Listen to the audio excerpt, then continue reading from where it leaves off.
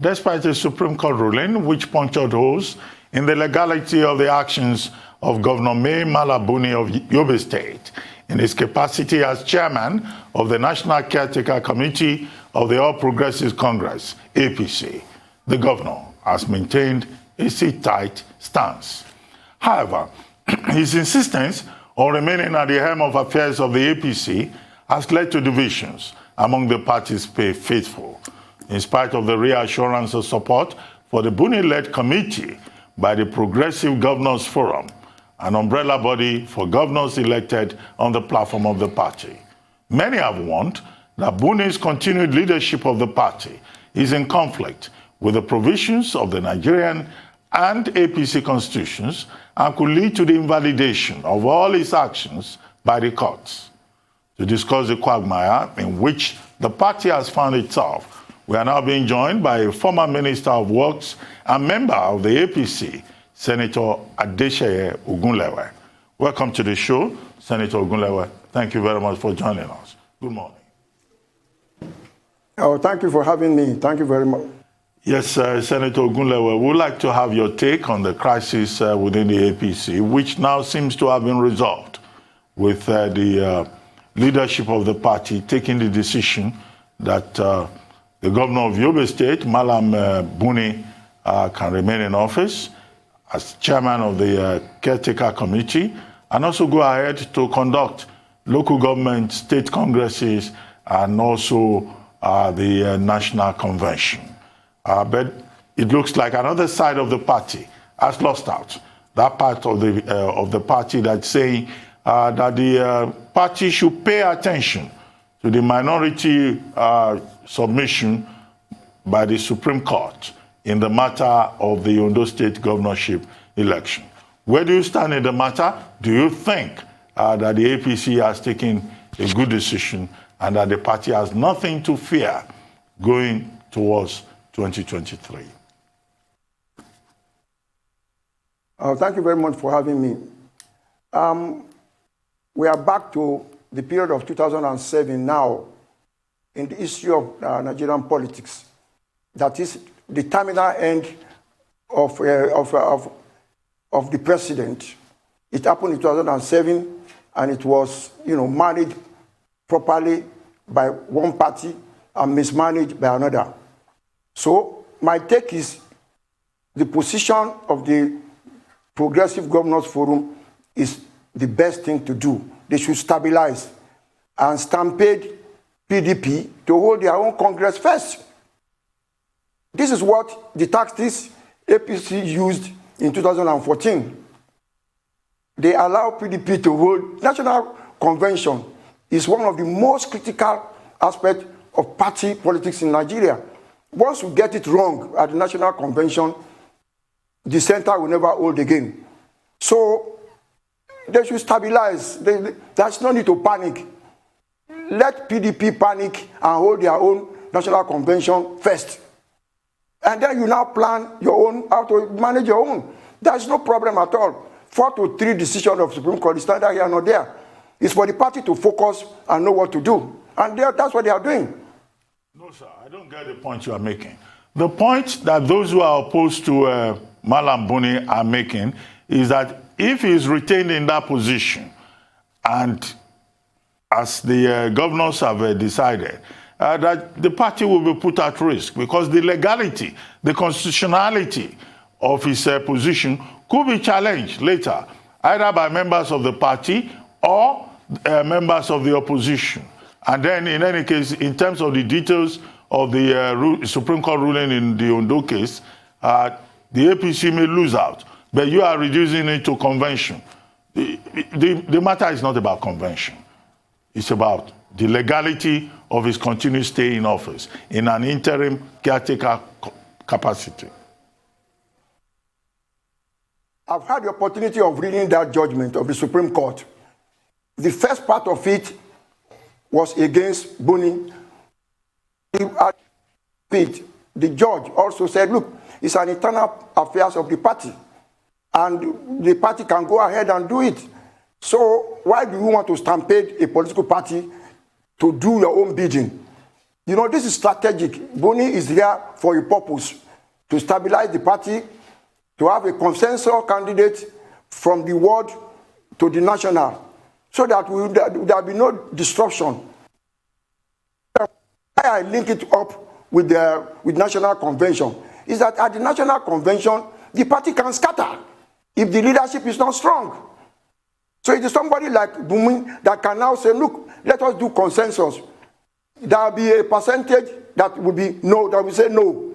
But what he's doing is the appropriate thing. It will stabilize the party for the total. Well, my own take is that you should continue. Okay, but is it worth the risk? Because there are those who are threatening already to test the legality of Mr. Buni's continuous stay in power in that caretaker committee capacity as a serving governor as well. And are you also saying that the legal luminaries within your party and outside your party who said this is a hint from the Supreme Court and serves as a banana peel? It's setting legal traps for the APC, you know, even for the future, for every activity and action taken under this caretaker committee. Are you saying they do not understand the matter on ground? They do. But when we get to the bridge, we'll cross it. You don't panic because somebody is saying, don't go ahead with what is right. Majority of members of APC, they are saying what Buni is doing now is the correct thing. A small minority is saying no. What do? The governors are the conscience of the party, in the absence of the BOT. And they've met and they've taken a decision. And that is with the party to go. They should just go ahead. Some people... Well, you know... Finish your point, sir. Please, just round up for your point before I bring in this question, sir. The court is not meant for one person. Go to court. The other side will now fight their own position, and then you argue. But that, you know, going to court should not be a matter of concern to any lawyer, because that is the purpose of the court. Okay. Present your own case. APC will present their own. Okay, sir, so some people argue with you that the APC is just pushing evil days forward. And it was evident in the ward congresses. A lot of people say those were no ward congresses. And you could see the disparity in the party, all because of this Buni matter. What do you say to that? And it's so easy for you to say, okay, people will go to court. Yes, if that judgment didn't go the way it went, the APC will not be talking about this Buni matter, because as regards the caretaker committee, it was a done deal before. Hence, leading up to that judgment, then that judgment happened, then the APC is scampering. Come out to say the truth. Look, the ward congresses held were properly managed because it was not done independent of the membership of the party. I participated in it. Everybody sat down, word by word, with the leadership of the ward. Who do you think should... There are 26 positions in the ward, ESCO. How do we do it? Zone it to each of the part of the ward, pick somebody from this zone, pick another one from this zone, and it was done properly. There was no problem at all. Nobody lost out unless you didn't participate. I've read Lagos for Lagos position in the newspaper, but in the stakeholders meeting held before the congresses, it was emphasized that everybody must be carried along, and everybody who showed his face at the ward level was carried along. But you cannot stay at the state and you are not in the ward, and they will now give you a position there. It's a ward matter. I am from C1 in Ikorodu local government. I went because they use 20 local government. I went to the ward to sit down with them.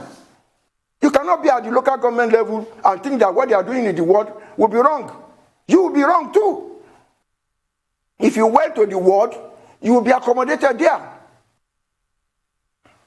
Well, Senator, Did I hear you earlier on talking about what Congress is being well done?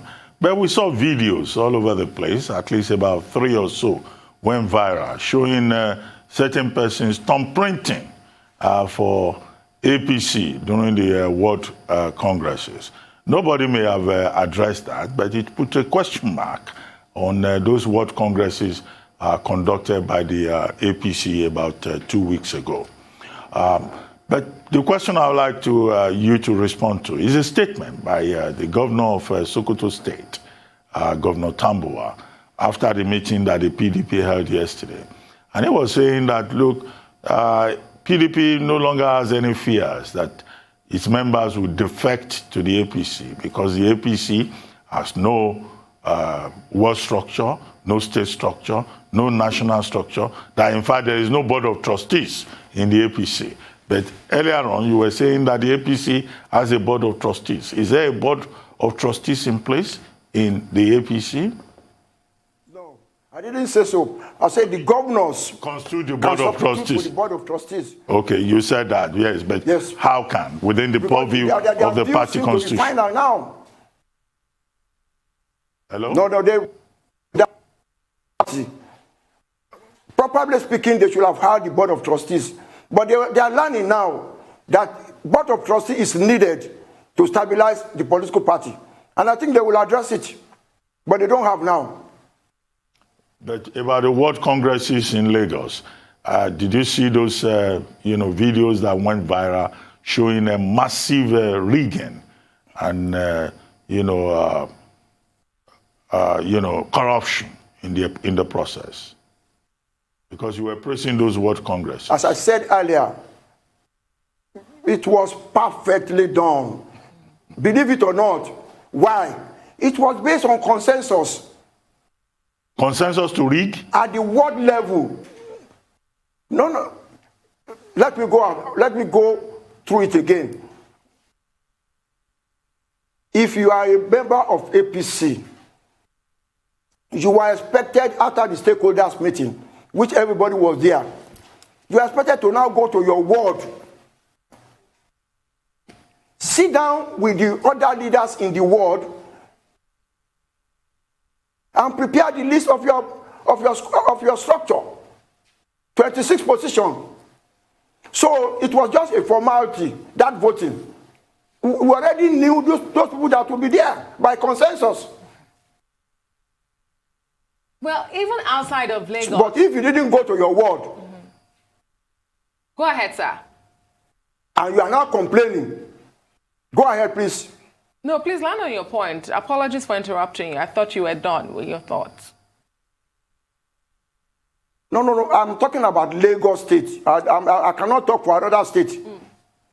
Okay, because some will wonder why you describe the World Congresses as perfect when all over the country, the Congresses were marred with violence, protest, faction, and at least one death reported in the southwest region of the country.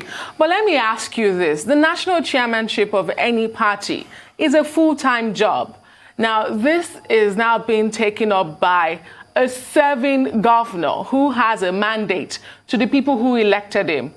If the law is lost on the APC at this time, shouldn't morality prevail for the governor to face his duty as a serving governor of a state?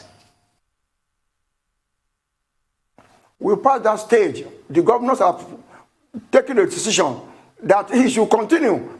What he should now do is to plan to conclude the convention.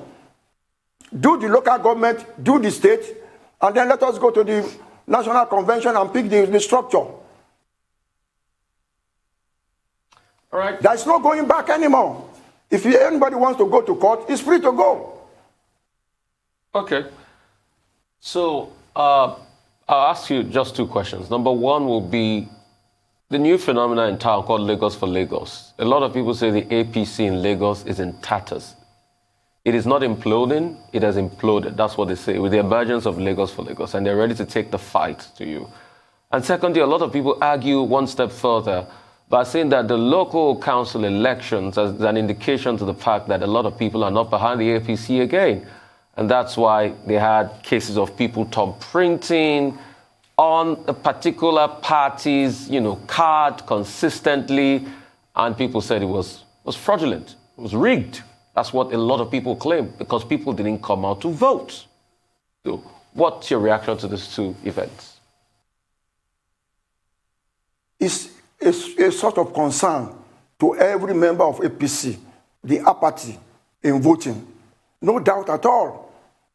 In my own LCDA, which has about 6,000 membership, the total number of voters is 2,900. The people have lost a little bit of confidence in democracy in Nigeria, probably because they've not gained enough. And we have to do a lot more to convince people to come and vote. Poverty and democracy, they are not friends. Once there is illiteracy, massive, there is massive poverty, they would ask you for money before they vote. Nobody votes on self, I'm interested in voting. Let's come and vote. No. You have to induce them. And it's a tragedy. But that is the fact. Very, very few people will come out and vote voluntarily. Is inducement not vote by? So I agree with you. Why do you have to induce people to vote? You said people can't just come out to vote. You have to induce them. Induce them to carry out their own constitutional rights, vote buying. So you are supporting vote buying. I am not. I'm saying poverty and democracy, they are not friends. We have voted in this country before, where people came out voluntarily to vote. But that period is past. People who cannot eat in the morning, you are asking them to come and vote. What are they going to do? Their children have not been able to attend school for the past 3 weeks.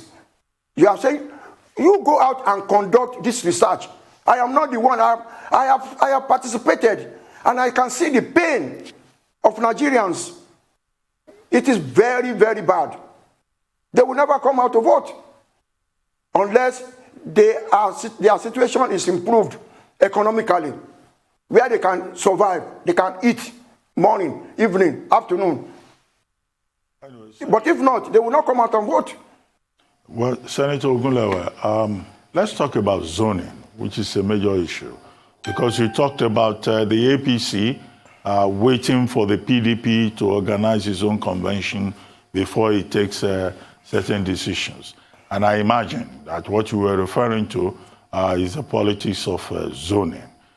Within the APC, we understand that there is an agreement, a memorandum of understanding, that the zoning of the presidential candidacy for 2023 should come to the South.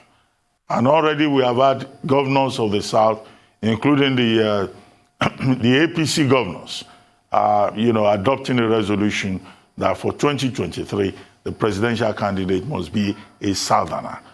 What do you think? Do you think that it would be in the best interest of the APC to adopt a Southern candidate? And quite a number of names within the APC have been mentioned this week alone.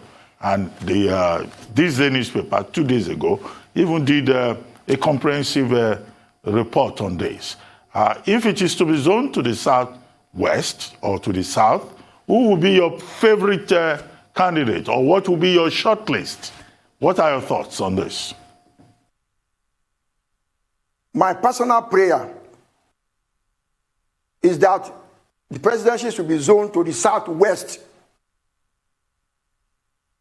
so that we will have this capacity to manage the economy of Nigeria very properly. And there is no other person in the Southwest that I cannot support other than Senator Bola Ahmed Tinubu. But my own other side is, no matter how much you publicize the names of some people, they must show the willingness to contest. Nobody is going to offer them that position. It's too important to be offered a la carte. You must come out and tell the people you want to contest and tell them the reason. and give them your manifesto and go all over Nigeria to make sure that you have the structure. If you don't have the structure, whether they publish your name in the newspaper or not, it doesn't matter. But politics is an investment. You have to invest your time, you have to invest your money, you have to invest your knowledge before people can listen to you. No matter the credential of anybody, it doesn't matter at all in Nigerian politics. Yeah, but do you think that Senator Bola Ahmed Tinubu stands a chance? More than a chance. Because you say he's your preferred candidate. The man, you ask me why. We have people who have followed politics in Nigeria for quite a while, which we have been part of, which we have learned from. Bola Tinubu is one of them. Atiku is another person. You know? When you want to balance things and say, who has the mental capacity to manipulate things in his favor? So, if you talk about structure and investment, Bola Tinubu is not a small person in that. He knows his onion. He knows what to do. And he knows how to get it. He has done it severally. Okay. So if you want to compete with him, please start early. Because he will outmaneuver you and win. Well, before we go on a quick break, let me just ask you, following up on that, because recently former head of state IBB did say that the ideal Nigerian president should be in his 60s, have friends everywhere, and know the economy in and out. But I'll come back to continue on that line of thought, Senator Ogunlewe. Let's go on a quick break. We'll be right back.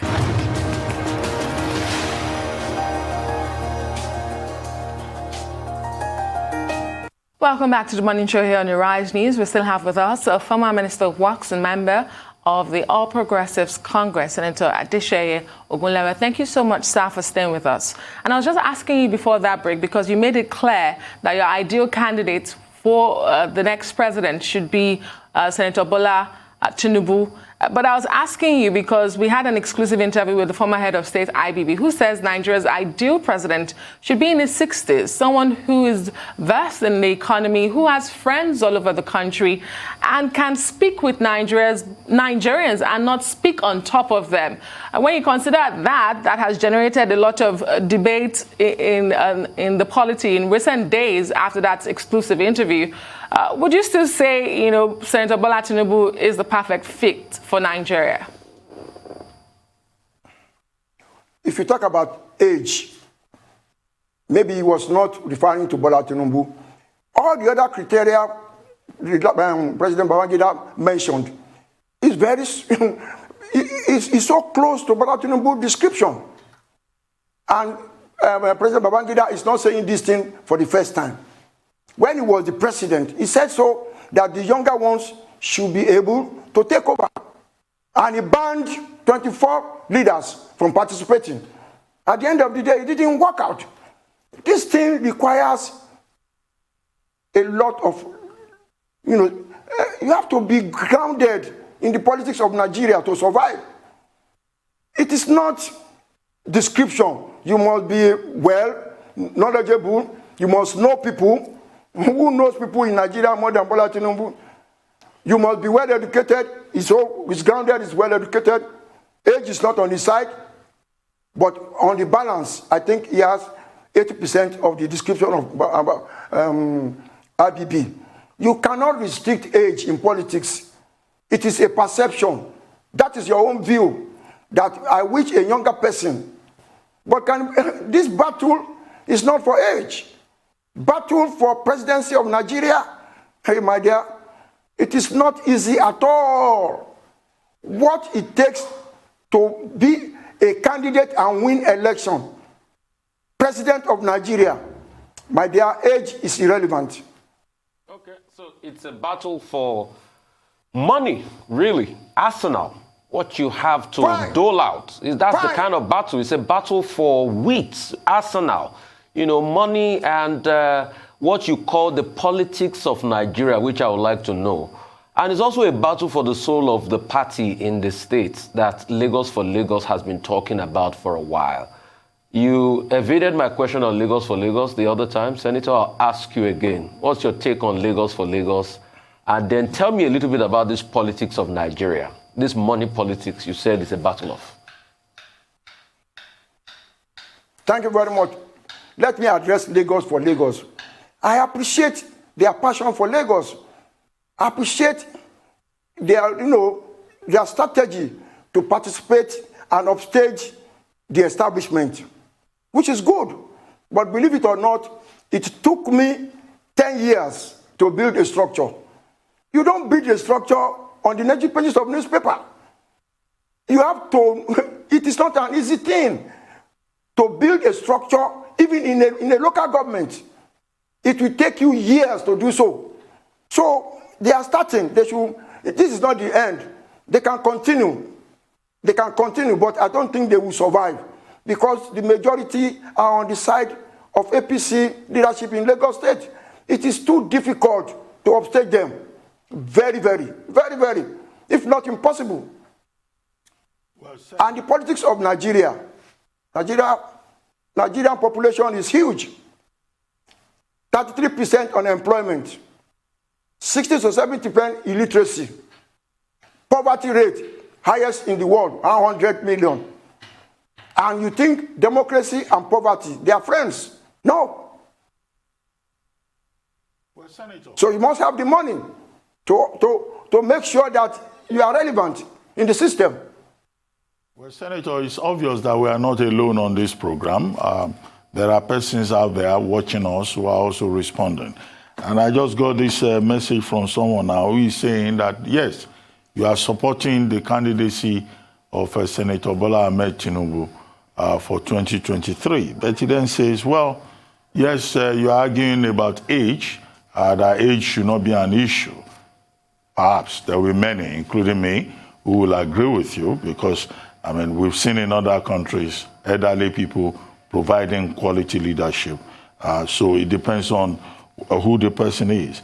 Now, the guy says, at over 70 years, Tinubu is still battling with health challenges. Do we want another Yaradua and Buhari?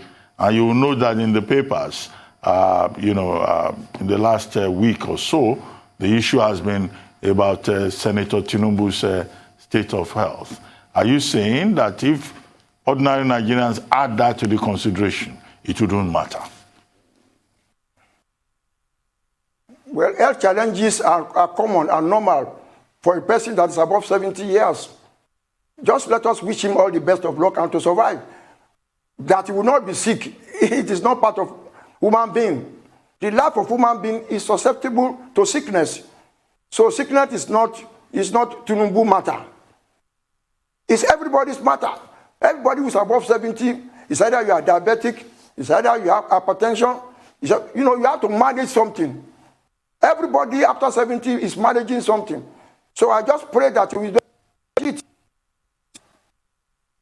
So his sickness has nothing to do with what we are saying. If he survives, he should go ahead. But that doesn't mean if his family decide, look, your health is not going to take it, please withdraw. Fine.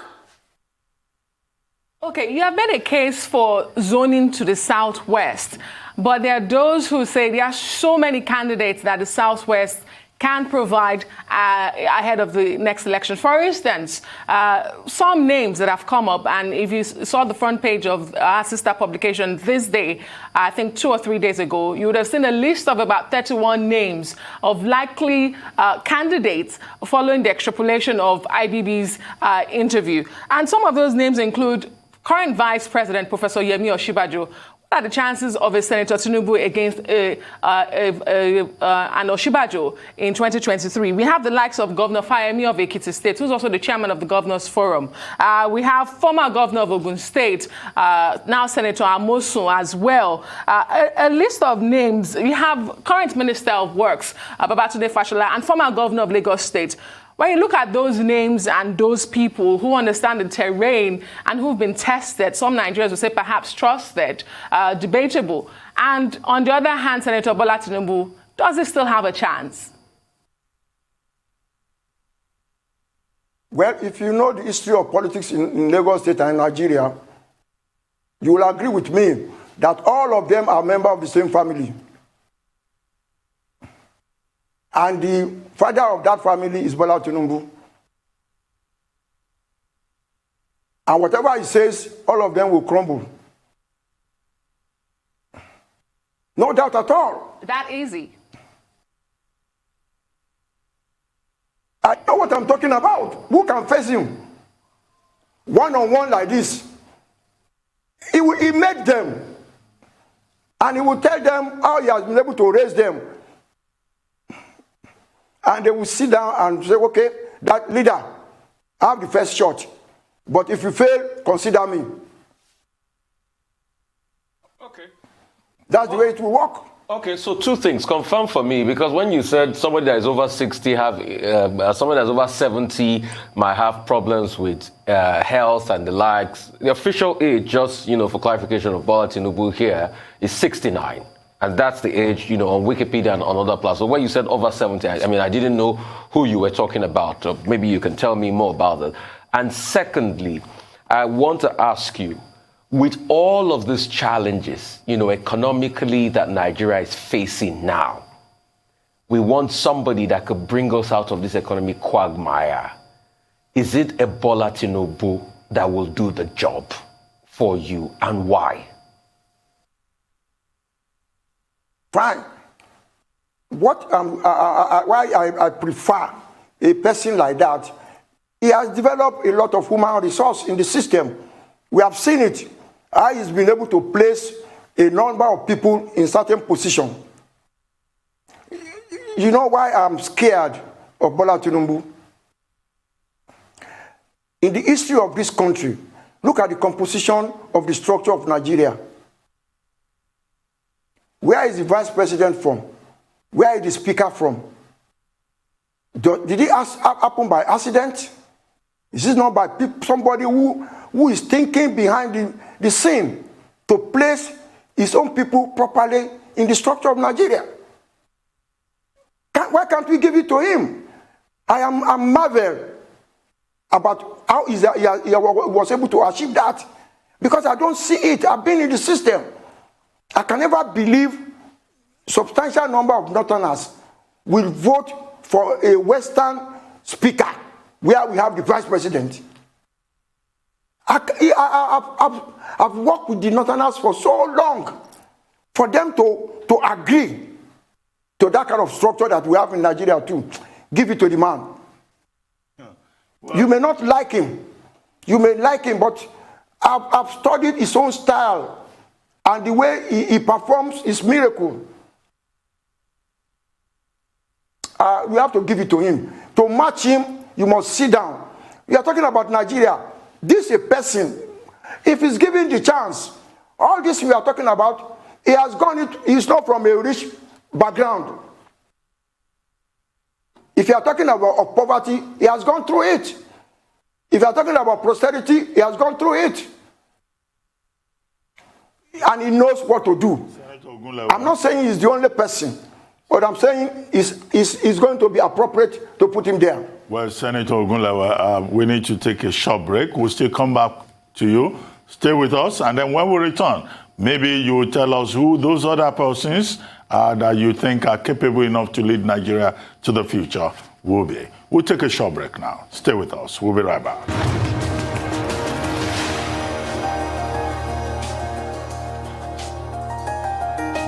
Welcome back to the Morning Show here on the Arise News channel. Our guest is still Senator Adeseye Ogunlewe, former Minister of Works of the Federal Republic of Nigeria and a member of the ruling All Progressives Congress, APC.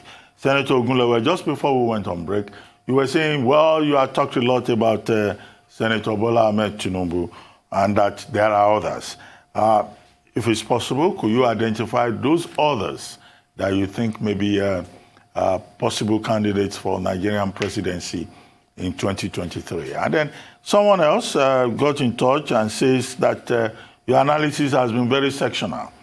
That how are you insisting on another Yoruba man? How can you insist on another Yoruba man becoming president? After the Southwest produced an Obasanjo for 8 years and an Osinbajo as vice president for another 8 years, wherein lies the fate of a Southeast president when we are struggling to have a Southern coalition? Yes, with Tinubu's stolen wealth. Well, I don't know about that, but that's what is written here. He should be a godfather and be behind the scene and not seek to be president of Nigeria. Over to you, sir. Thank you very much. I said if it is zoned to the Southwest, I am not the body that will do zoning. If you want another set of people that are appropriate, they are the people from the Southeast. But they have a problem of leadership. They are so endowed that they are spread all over Nigeria, and they can gather a lot of votes. But they are too divided. An Imo person, an Enugu person, an Ebonyi man will not listen to themselves. They have the money if they sit down and aggregate what they can offer. They have more money than almost everybody in Nigeria. But have you seen one person from the Southeast that say, I am interested in the presidency? I will start to campaign all over Nigeria immediately. Raise money for me. And influence the structure of the party. If you are not investing in the structure of the party, forget it.